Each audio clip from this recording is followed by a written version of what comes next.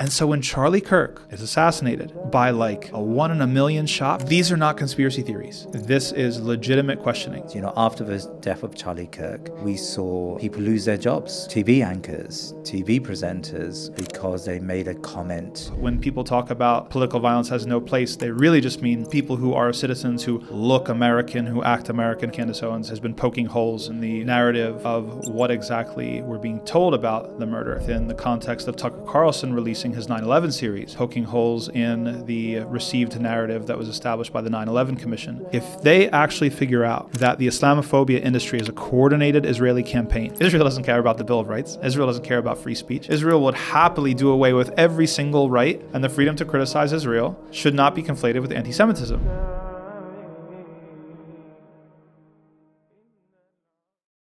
Imam Tom Facchine, Assalamu alaikum wa rahmatullah, and welcome back to The Thinking Muslim. Wa alaikum assalam wa rahmatullahi wa barakatuh. Pleasure to be with you as always. Jazakallah khair. It was great to be with you here in Washington, D.C. We're racking up the cities. We're ticking them off one at a time. One at a time. I think you've probably racked up the most number of cities. Even Sammy doesn't have. I intend to keep that title. Inshallah. Inshallah. Well, I want to talk today about the death of Charlie Kirk, the murder of Charlie Kirk, what's come out as a result of that, the right and the left here in America. I want to sort of understand the politics and where it is at the moment, because it seems very febrile to me. I mean, over the past year, we have seen a wave of pro-Palestine voices silenced at university campuses and workplaces in the media. And it seems like, you know, it's the right that's doing this. You know, after the death of Charlie Kirk, we saw people lose their jobs. Very, very important TV anchors, TV presenters lost their job because they made a comment, potentially. Some of those comments weren't particularly harsh comments either about Charlie Kirk. Like, what's happening there about when looking at just the right and cancel culture? Yeah. All right. Bismillah, alhamdulillah, sallallahu there's a reason why Charlie Kirk's murder has been so much in the news and so much debated, because it touches on several flashpoints in both American culture, history, and politics. Every side is trying to, and there's more than just two sides, is trying to wrestle and wrangle over what exactly it means, who exactly is responsible. That's why the uncertainty around who his gunman is or who his attacker is, or the potential people that might have put him up to it. If you're following Candace Owens has been poking holes, and she was very close to Charlie Kirk, poking holes in the official narrative of what exactly we're being told about the murder. This is coming within the context of Tucker Carlson releasing his 9/11 series, poking holes in the received narrative that was established by the 9/11 Commission.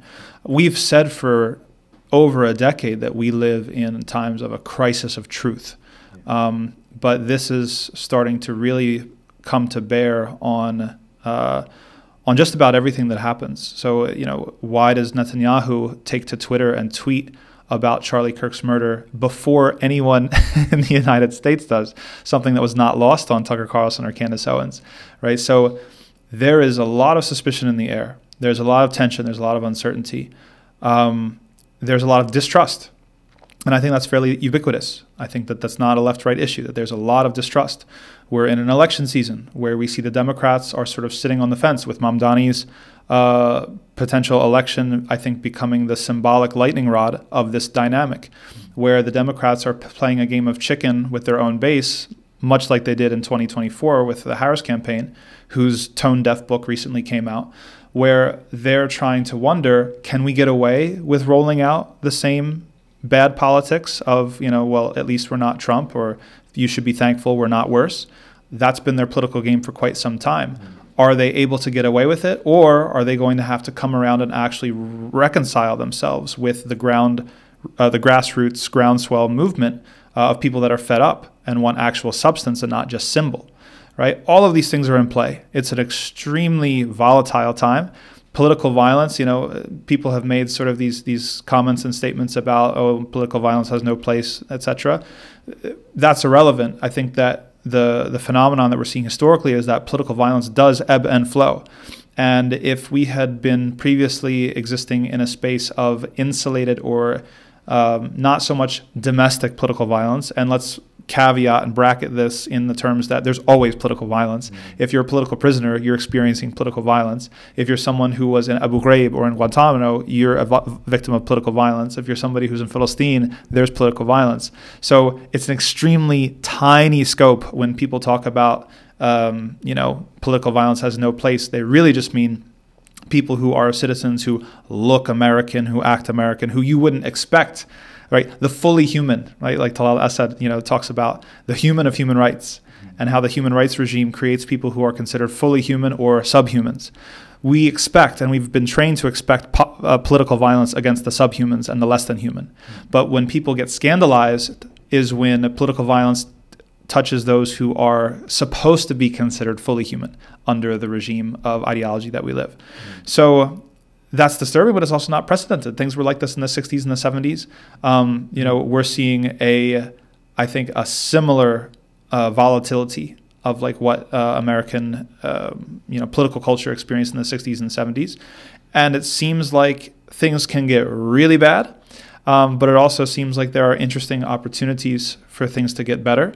And the urgency of the moment cannot be understated. We live in an extremely urgent moment where we're feeling the pain of all of the lack of strategy and organizing that we haven't done in the last 20 years.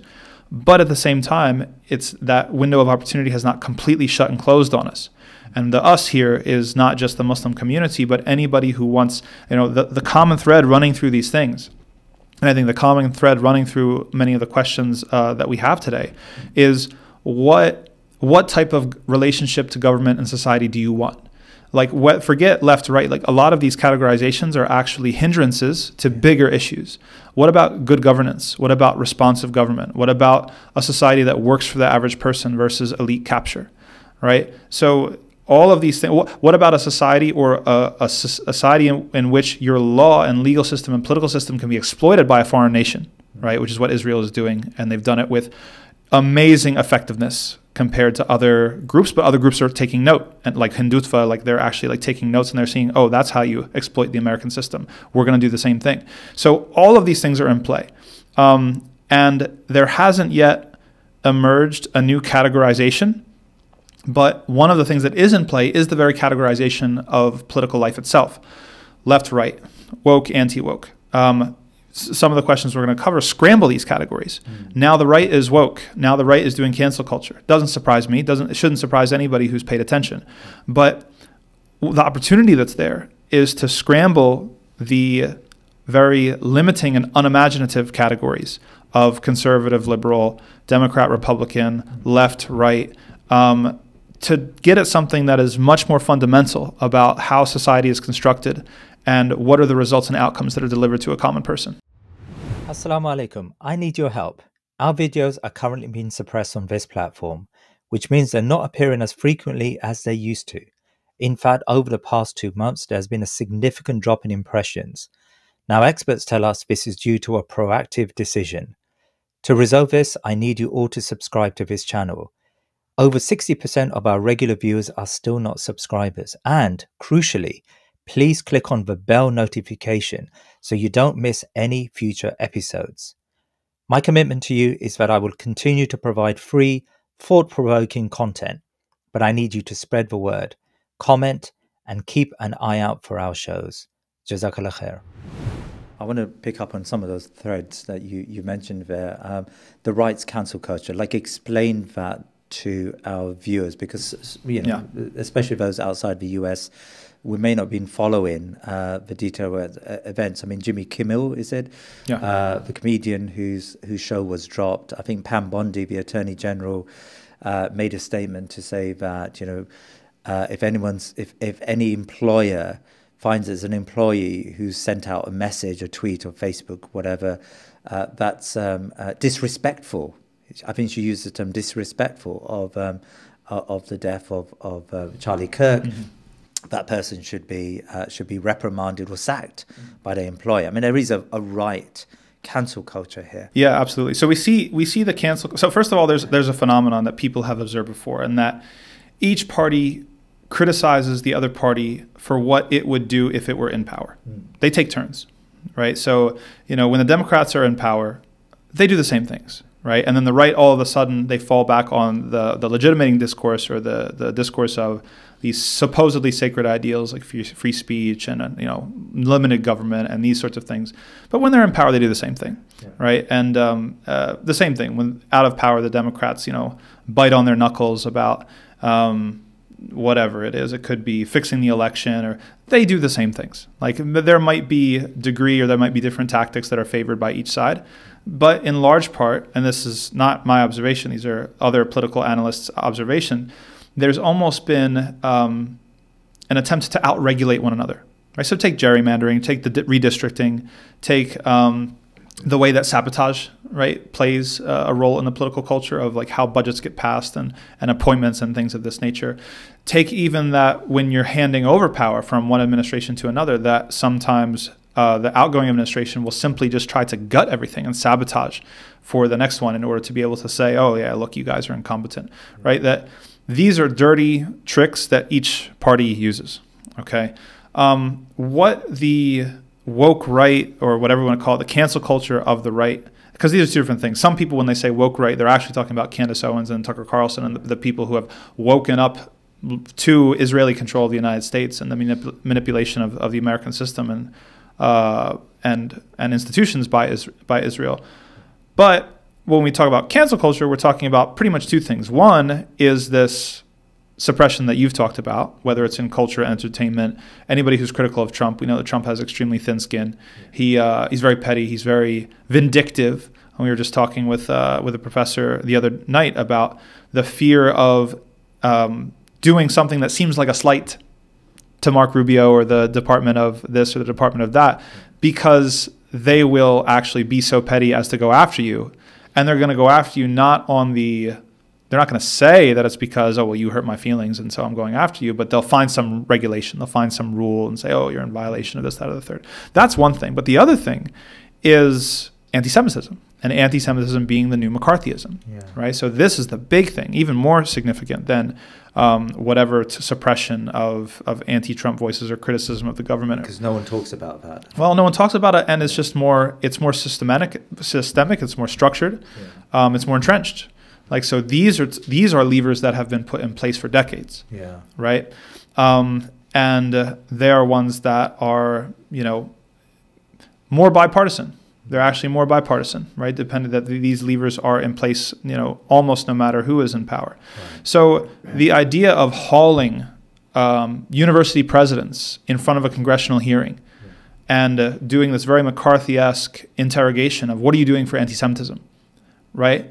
This is cancel culture, right? Now, the interesting thing is that this is one of the many things that's producing a split and a fissure and an opportunity, because you do have people that are committed to certain ideals on the right in the base, and even some of the politicians that are saying this is not free speech. We should have the freedom to criticize Israel, and the freedom to criticize Israel should not be conflated with anti-Semitism. And we're even against the redefining of anti-Semitism along nation-state lines that would basically make criticism of a foreign nation a hate crime. The IHRA definition. Exactly. So there are people on that side. But so you're seeing this war. This is, it's not every day and it's not every administration that university presidents are called in and bullied in the way that they have been, or their funds have been completely stripped because of these dynamics, or even tenured professors, something like tenure that used to be sacred. In Pennsylvania, I believe at Muhlenberg College, in the Lehigh Valley, there was a tenured professor who was sacked for normal political views. So one of the many things at stake right now is, where is this going to go? People on the left, it's a somewhat superficial take, but it does have truth in it, that we're going to fascism, or what we're up against fascism. There's truth in that. Right. That's not all that's going on, but there is truth in that. When it comes to the suppression of dissent and Israel and their agents playing a role in bolstering that type of fascist response, Israel doesn't care about the Bill of Rights. Israel doesn't care about the First Amendment. Israel doesn't care about free speech. Israel would happily do away with every single right that American civil society is supposed to have in order to insulate itself from criticism, critique, and to undermine any sort of resistance to the occupation. They'd happily do that, like in a second. So on the disappointing side, or in the upsetting side, we've got we've seen the bare face of this maybe more than we have. Because people are, it's this interesting dynamic where people are waking up to it and calling it out and criticizing it across the board on left and right. But I think in one of the previous interviews, we're talking about the difference between power and perception of power. Right. One of the things that the Israeli lobby and Israel itself does so insistently is attempting to project absolute control and absolute power. Yeah. This is partly why October 7th required, from their logic, from their perspective, the most brutal genocidal response possible, because we can't have even the perception that we're weakened, that we could fall, right? And this is why AIPAC, they go very, they go off the rails and go after people that even dissent like an iota, like the tiniest amount from the official line. And they're constantly feeding these politicians these purity tests of resolutions, and like, well, how do you stand on this? And have you made a resolution in favor of us in the last month or two? So that the second that someone steps even a hair out of line, they punish them as hard as they can. And that way they achieve this perception of, well, you can't go against AIPAC, or you can't go against the Israeli lobby. So right now, it's almost like, Fir'aun. You take the example in the Quran, Fir'aun, how unhinged he becomes at the end. Things escalate. Like at first, he's accusing Musa of trying to push them out of their lands. Then when the magicians accept Islam and follow Musa, he accuses Musa of teaching the magicians, right? It's like pure conspiracy theory. And then they just want to go. They just want to leave, right? But that's not even palatable for Fir'aun because of what it would mean to the perception of his power. And so he's like, no, we can't just let you go. We're going to follow you, and we're going to put out the announcement. And the way that the words that Allah uses in the Quran, that's a small band of people that is escaping him. But he's such an arrogant megalomaniac, right? He can't even let them go. He has to set out a broadcast to other people to come and chase them down, and that's actually ends up what being his demise. And so you see that. You see the lashing out of the vested interests and the powerful, who are maybe more afraid than ever of losing their grip. I think there's this sense of losing the grip.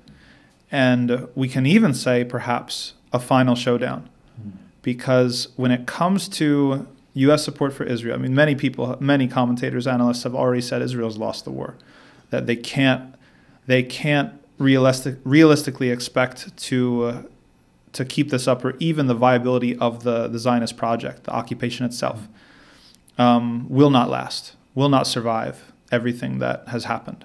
Yeah. It's just a matter of time. So if you have a dying entity like that, you can expect there to be a lot of lashing out, and trying to cause as much damage as possible on the way down. So there's this sense that that's what we're seeing. That's why we have things that are more public than they've ever been. You're talking about CBS News, is it, that has Barry Weiss now like running its news, and you've got Bill Ackman, who's putting out the call for anyone to come and run against Mamdani. You've got Ellison and all these people who are now, they've bought up TikTok, and they've got the algorithm, and they've got the board under control of how TikTok is going to be experienced by users from the US. It's more public than it's ever been. And there's so much scrutiny. There's more scrutiny than there's ever been. And more people are against it and aware of it than have ever been. So that's at least my sense of it, that we stand on a precipice of volatility, of tremendous opportunity, and potentially tremendous hardship. Yeah.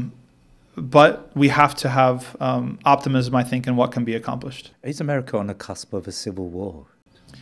Because war has changed. Here's the thing. What is war anymore? We were having a discussion with the guest from another program, and the claim that battlefield deaths have gone down since World War II or whatever. Who fights on a battlefield anymore? No one fights on a battlefield anymore. The nature of war has changed. Things continue to be externalized in creative ways in order to hide them, out of sight, out of mind. That's the principle of the neoliberal scheme. If you can have slaves in all but the word, whether we're talking wage slaves or whether we're talking required labor of prisoners.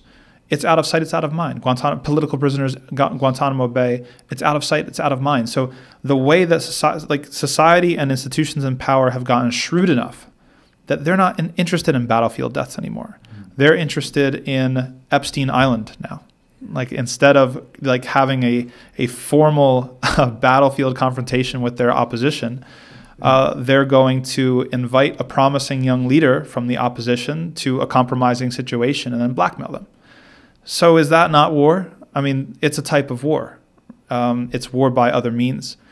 And so this type of thing has been going on for some time, and we're here. So I don't necessarily, I'm not one of these preppers or these doomsday people who think that a formal civil war with all these, the guns and the militias and the things like that, I don't know that I see that as inevitable or likely or anything. But I do think that there is a fundamental and entrenched struggle for what is going to survive and what is the vision of what the United States is going to be, the broken promises, the unfulfilled ideals, the hypocrisy.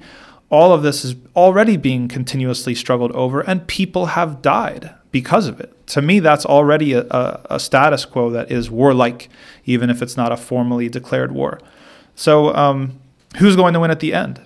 Either the entrenched interests and powers are going to get their way, and they're going to only, beat back the groundswell of a grassroots movement and reassert their control, in which case probably you're going to see the U.S. end up like Europe. That's my, crystal ball that I don't really believe in. That in the sense that the United States will become less relevant as China becomes more relevant. The United States will cut off the H-1B visa and will cut off a lot of the things that gave it a pipeline of rejuvenation. We have this phenomenon that we call now downward mobility, where now you've got people who are middle class, or their parents are middle class, now they're becoming working class, right? That this is something that's a phenomenon that actually people are writing about in the U.S. People will continue to flee the country, move abroad, go to greener pastures. America will end up like a Germany, or, no offense, the UK or something like this. That it won't be, in my estimation, the hegemon that it currently is. I think that the time of U.S. hegemony is also drawing to a close. That's one scenario. That's if they win.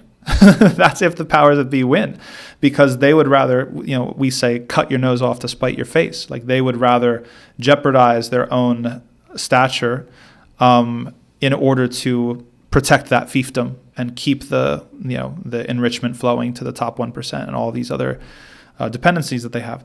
The other scenario is that there is something like a triumph in part or in whole from this grassroots movement. And then you fall under the discipline of history and revolution and post-revolutionary movements, which is who wins out. Because how history works is that revolutions are always broad coalitions of very, very different actors and movements and people of various motivations. But then in post-revolution, there's a jockeying, and someone has to win. And who's going to outmaneuver everybody else? If you take the Iranian example, right? It's like the anti-Shah movement was a very eclectic movement, right? But the Khomeini types, him and his cadre, outmaneuvered everybody else, even the Shariatis and the Islamic Marxists and things like that. So that's a whole different scenario, and Allah knows best. And where does all this intersect with, back to Charlie Kirk? Yes. With Charlie Kirk. This is why they're fighting over what it means. Yeah. Because a lot of people are extremely suspicious about Israel's potential hand in this assassination. Really? And do you believe any of that? Me, it's possible. It's plausible. The thing is, even if it's not true, Israel is so discredited and has bragged about such behavior in the past that there's tuhma, as we say in fiqh. Like, the person is likely guilty. It's possible. They're a legitimate suspect.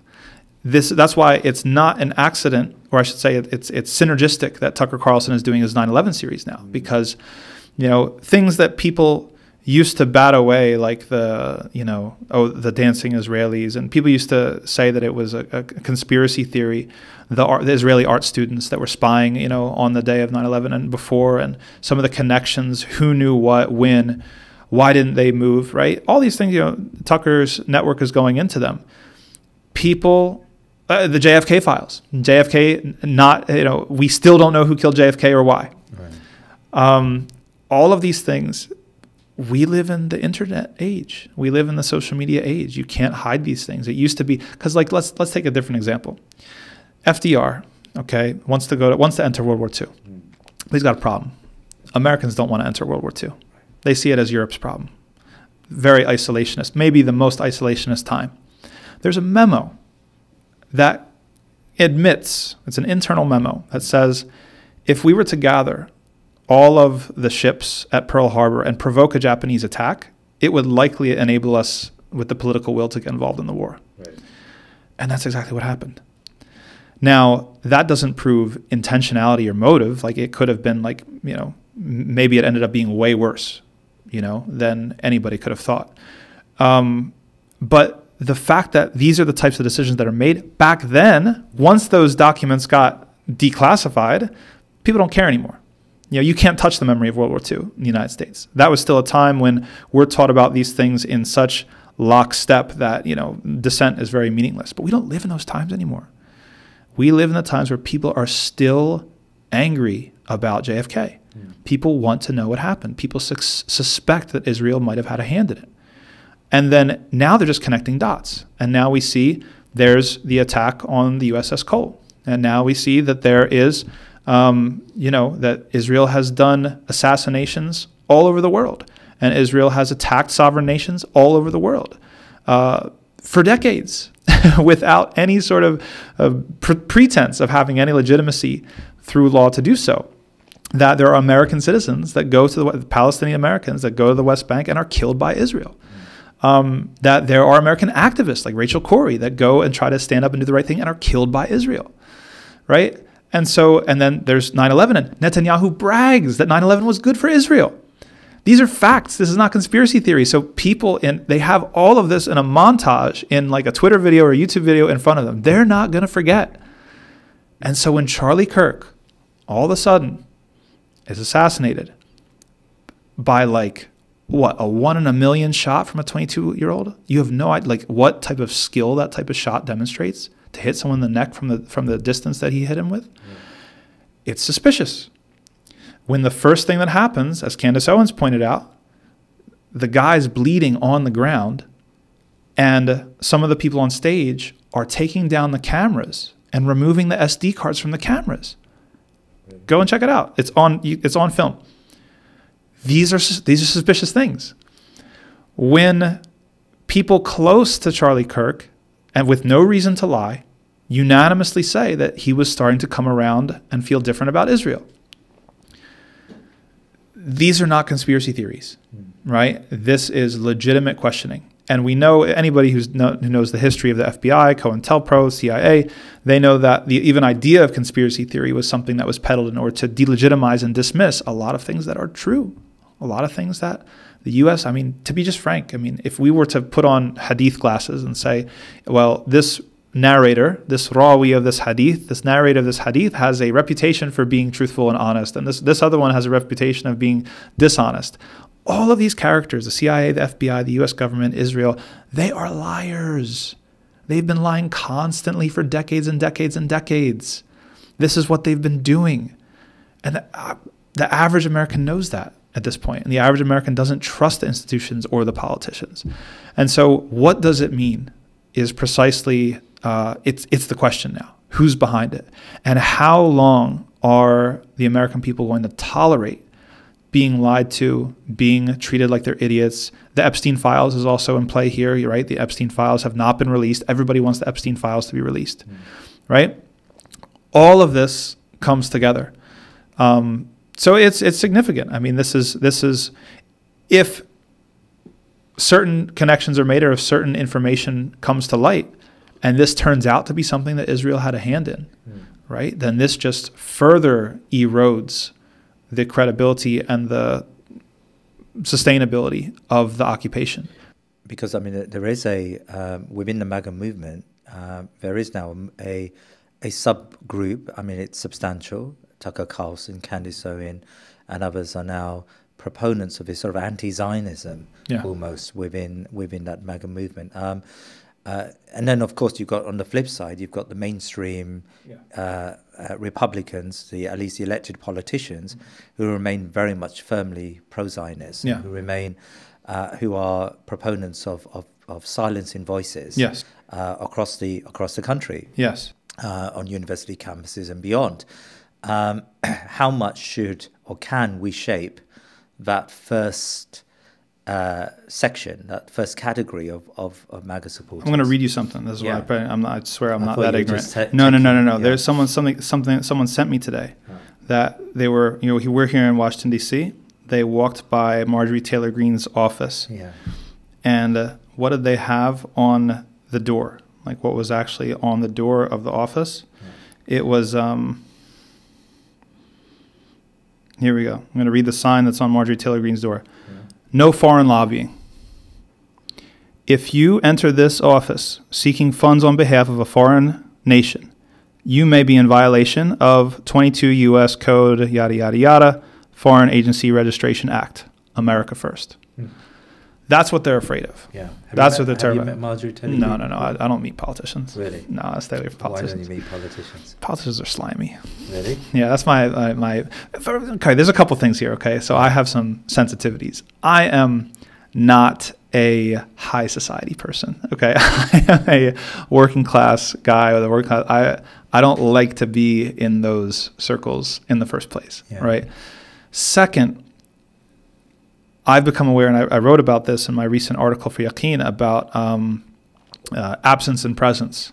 That as a religious leader, the most precious asset that you have is credibility. And when you show up in spaces or you don't show up in spaces, people are constantly trying to use you. That's the thing. They're constantly trying to use you for credibility. I was invited to meet Trump. Really? I had my conditions and they didn't meet the conditions, so I turned it down. I did meet Jill Stein because she actually met the conditions. The thing is that if you show up to a certain place, people are going to take the picture, and then that's the credibility that you've given them. And that's your leverage. You don't have anything else. They can wave that in your face or in your community's face and say, look, no, look at what Cuomo's doing in New York City right now. One of the most evil, slimy, corrupt politicians in in living memory. And he's in mosques. And unfortunately, foolish imams have invited him into their mosques to lie to their face, to let him pretend to be some defender of Islam. He literally was saying the other day that he's like always, for decades, been standing against Islamophobia. Such a lying hypocrite. May Allah deal with him. But so this is the thing. You have to, so I don't do that. Like I don't meet with politicians or talk with politicians. I do, like I'm in the back, I'm in the shadows, like with some groups and advising here and suggesting things here, but I don't mix with that population. But the question that you're asking is how much can we expect? I think that we have the reason to expect a lot. I do. I think that the last or the layer of the onion that this group of people has yet to really dig into, that I would like to see the Tucker Carlsons and the Candace Owenses and the Marjorie Taylor Greenes, et cetera, dig into, is where does your opinion of Islam come from? If they actually figure out that the Islamophobia industry is a coordinated Israeli campaign in order to dehumanize resistance to the occupation, both there and here, now we're talking. As we would say, now we're cooking with grease. There's going to be some real potential for some major shifts in the categorization of the political scene in the U.S. Up until this point, and this is the danger, and this is also the danger of the current categorization of political life, they've thought that the Muslims are in step with the left. We're part of the woke mob, the diversity crew, that we're crying about Islamophobia when someone asks us where we're from, and we're concerned with microaggressions, and we're sipping our matcha lattes and snapping our fingers at blue-haired liberals when they talk. That's what they think of us, right? And so we need to we have responsibility for that perception because we failed to keep the middle and principally and strategically engage with both sides. After 9/11, I mean, you could understand why, but it was a strategic mistake to throw in and hook ourselves to the left no matter what, vote blue no matter who. Now we're being perceived in this way, and it's actually harming the community and what we're capable of doing. So whenever we are seen in the lenses of the culture war, that we're simply we're like adjacent to Antifa, this is something that harms us and harms the community. And it also harms the potential for what we can do on both sides. But does it also harm us to have alliances with the right? I think alliances is too general of a term. Right. I think that these are more like, business transactions. I don't think that, and this is another article that I've written about, I don't believe in the affinity model of politics. I don't think that we look, and I'm very sensitive to it because people will talk about who's our natural ally. We have no natural allies. What are you talking about? We're Muslims. We don't fit anywhere. We're weirdos. We're socially conservative. We're not on foreign policy. We don't fit neatly anywhere. Okay, so why are we talking about natural allies? We're weirdos. Did you just say? Yeah, we are. Okay. Yeah, embrace it.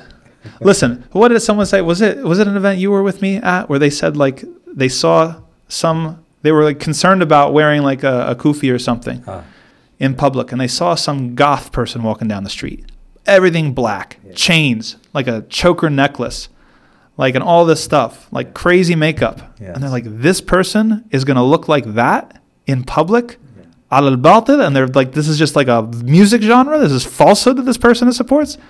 Then we have to be comfortable with being weirdos. We have to be comfortable being ourselves, right? That's what I mean when I say weirdos. So the thing is that we have to, I don't believe in an affinity method of politics or an affinity model of politics. I don't believe we have natural allies. I don't believe we have more natural ally on the right or the left. I think that's a false, that's a dead end. I don't think that that's a productive way to think about it. I think about it as there are individual points of policy and issues that we have strategic interest in, and we need to find a way to have meaningful negotiation with either side on those issues. When it comes to the right, we do have certain things, maybe common interests on particular points. If Marjorie Taylor Greene is extremely suspicious of foreign lobbying, we need to run with that.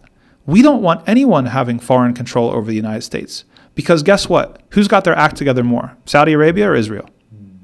We don't want like Qatar to replace Israel. We don't want any foreign lobbying. Give us a fair shot. Just give us like an even playing field. We'll take it. This is the danger. Like some of the people I think that have been spending too much time with the left and Democrats, they almost as if they were thinking, well, we can use American power for good. All we have to do is take the place of the Israel lobby, and then we can like be using American power for Egypt and using American power. No, that's not what we want. That is not what we want.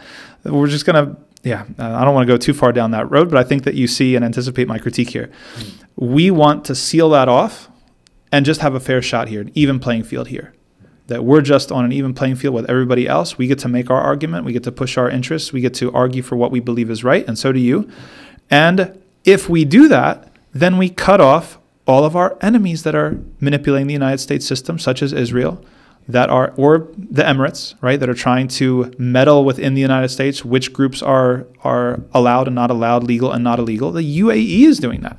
So this isn't anybody who wants to say this is anti-Semitic. No, we also don't want the Emirates involved whatsoever. We don't want any foreign nation to be able to come in and lobby our government here in the United States in order to punish Muslims inside this nation for their issues that are going on over there. So this is the thing. So on this particular issue, this is something that we should be negotiating with them. Like, yes, you're right. We agree with you on this. How do we get this done?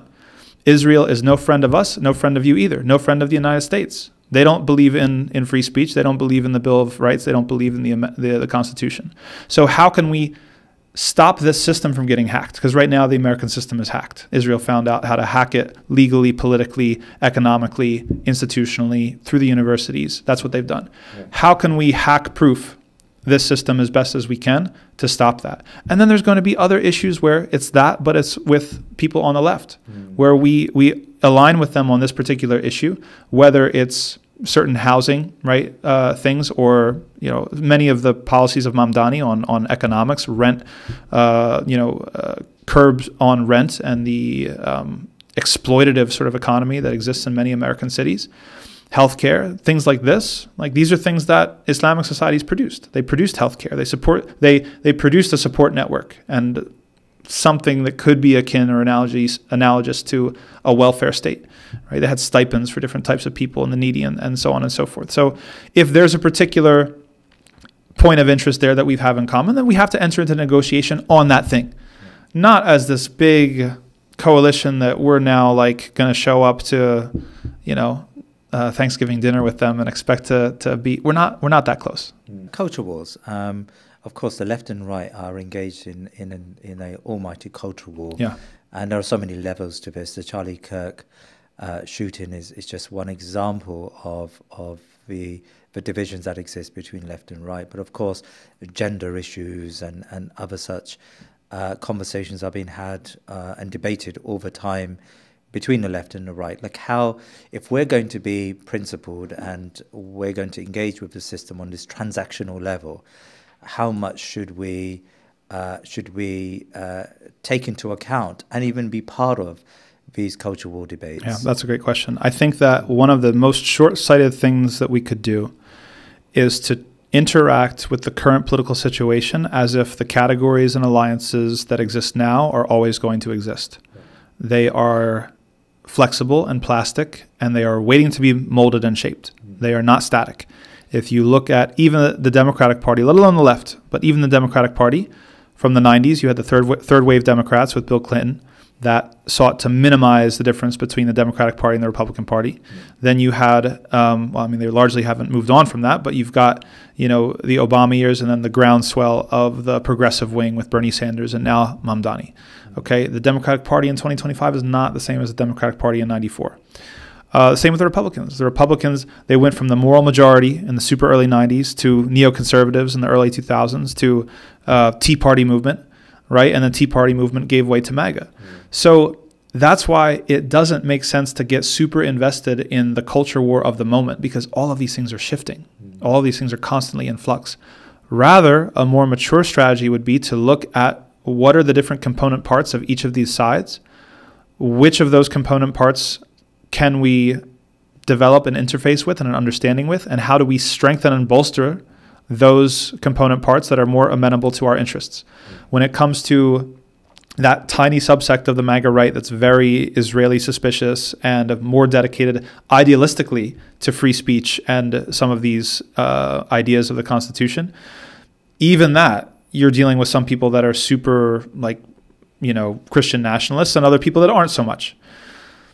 There are people there that we would rather have in power compared to a Ted Cruz, someone who's just a classic neocon, pro-Israel first neocon, right? And the same on the left. There's people that are progressives that are more like labor rights progressives and not like LGBTQ progressives that we align with more, that we would rather have compared to some pro-Israeli J Street Democrat, right? So we need to not just we did not take our eyes off the ball, right? If we were talking about football as the world knows it, because you do play it with your feet, that you don't just look at the ball and follow the ball around. You scan. You look at what's the midfield doing, what's the attack doing, what's the defense doing, how much time's on the clock, what's the situation, are we in a counterattack position, are we pressing, are we playing possession, all these things. This is how we have to treat politics. You don't just look at the ball and just running around. When you see like 4-year-olds play soccer, they're just like kicking each other in the shins in a big lump in the middle of. That's what we're doing with politics. Yeah. That's how we're doing politics. We can't do politics that way. Yeah. We have to look what is likely to happen or what's possible to have happen within 5 years' time and 10 years' time. How do we chart a sequential course A, B, C, D, E, F, G to get to this? Maybe we'll only get 4 things, 3 things, 2 things accomplished, but at least we have a plan. At least people are making such a big deal of the Heritage Fund's 2025 plan. Yeah. Who's the only people that don't make a 2025 plan? The Muslims. Everybody has a similar plan. They say that we've got 300 objectives. We've met 100 of them. We're working on 65 of them. Every single group and community does this except for us. It's America, baby. You're allowed to. You're allowed to come up with your mastermind plan to take over the country and do your best. As long as you're not doing illegal stuff with money or with weapons or with violence, you're allowed to dream big. We have yet to really enter into that space and do what everybody else is doing. I want to ask you about just one final question, really, about Charlie Kirk. Yeah. Because, of course, what you've described here today is that we want to be able to interface with the right. Yeah. And we want to strengthen that anti-Zionist tendency that exists within the MAGA right. Yeah. And so we don't want to alienate them. Yeah. And so that then leads to a question about how some people have responded to the death of Charlie Kirk. Because, yes. of course, there have been some very forthright comments about his Islamophobia, and that hasn't really played well in that MAGA community. Like, if we think in this sort of objective-driven way, maybe sometimes we have to sort of pull our punches, and we have to think carefully about how we describe and discuss issues in public, because we are trying to find a space in American polity where Zionism becomes a toxic idea. I mean, is that a... There's definitely that's definitely a valid concern. I think that there's a fine line between respectability politics and what you're describing. So I would not subscribe to a respectability politics that I have seen other figures. So other figures get behind, which is one that is constantly almost obsessive with how other people are viewing us, because you will end up folding and capitulating to bad faith takes and bad faith interpretations of what it's never going to be enough. Mamdani is not an Islamist, and they're calling him like bringing Sharia law to New York City. Like, there's always going to be those types of people. Sadiq Khan, Trump addressing the UN, saying that Sadiq Khan, of all people, rainbow flag waving Sadiq Khan, Hindu dot wearing Sadiq Khan, is going to bring Sharia law to London. Yes. So for some people, it's never gonna be enough. So you have to be careful to not play into respectability politics, to the sense like we're concerned with doing the right things and gaining the approval of Allah subhanahu wa ta'ala. We're not looking to pander. We're not trying to pander to people. On the other hand, you're right. Like, there are sensitivities around certain things, and we have to actually craft messaging. Unfortunately, what happens, we don't craft messaging. We're too reactive. We don't really know what we're doing. And so we take a look around and like, oh, wow, there's a major world event going on, or a major national event. Well, what are people saying? All right, well, let's just copy what they're saying. That's usually what we do. So you've got two camps that emerge: people that are celebrating Charlie Kirk's death because he either was or seemed to be an enemy of Islam, or at least at one point was an enemy of Islam, right? He said that, what did he say? Islam is the sword by which the left slits America's throat, or something like this, right? He actually said that, or something close to it. And then you've got other people who are saying like, no, we're against political violence. We mourn every death. And, I don't think that that's very creative of our community. I think that there could be other messaging that could be developed that's saying like, it seems like he was changing. We believe in redemption. We believe Allah, can redeem anybody. We wish he had more time because we thought that maybe he would have figured it out, right? That when it comes in particular to Islam, that he was a victim of Israeli propaganda on Islam and Muslims, which almost the entire right wing is a victim of the coordinated misinformation campaign of Israel on Islam and Muslims. There's these are just off the top of my head. I haven't prepared these. So what I'm saying is that there's a lot more creative messaging that we could be pushing than just like, haha, he was talking about gun violence and he got shot, haha. That's very unsophisticated if you ask me. Or on the other hand, it's like, this, we mourn when everything. I don't see either of those, with all due respect to people if you happen to have said that in the wake of his assassination. Yes. I think we can do better. That's, I guess, my point. One very last question, Imam Tom. I spoke to someone yesterday. He said, when is Imam Tom Facchine going to come back on Twitter? Like, what's your... Twitter?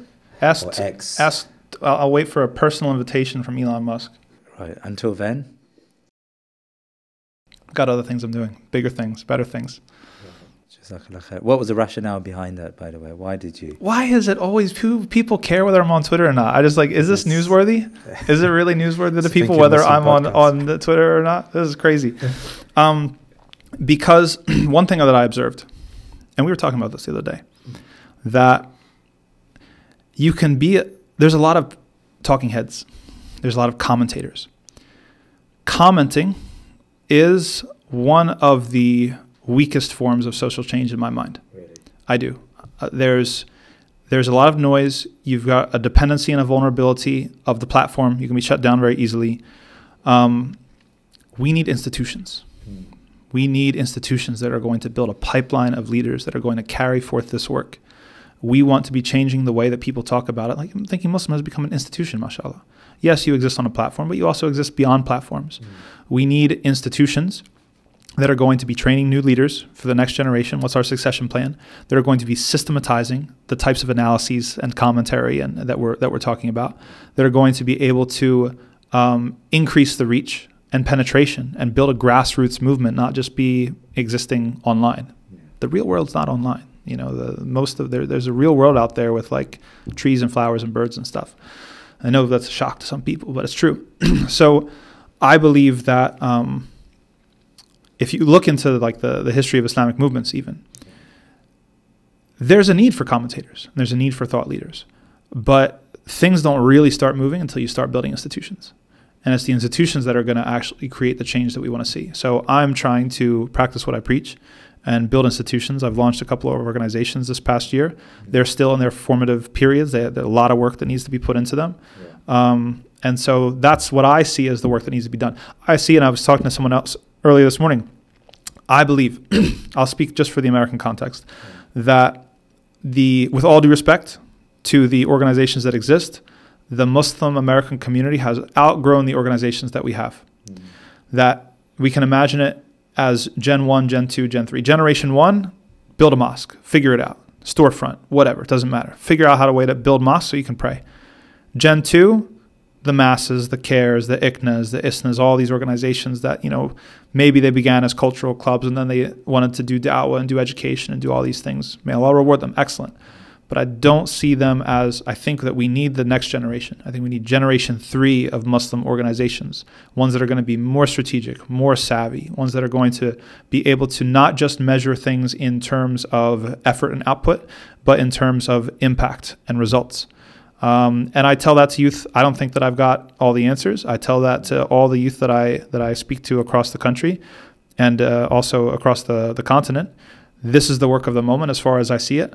Start up new organizations, find a way to work together, and find a way to get it done. Imam Tom Facchine, Jazakallah khair. I wish I had more time with you, but thank you so much for your time today. Thank you. Barakallahu feekum. Please remember to subscribe to our social media and YouTube channels and head over to our website thinkingmuslim.com to sign up to my weekly newsletter. Jazakallah khair.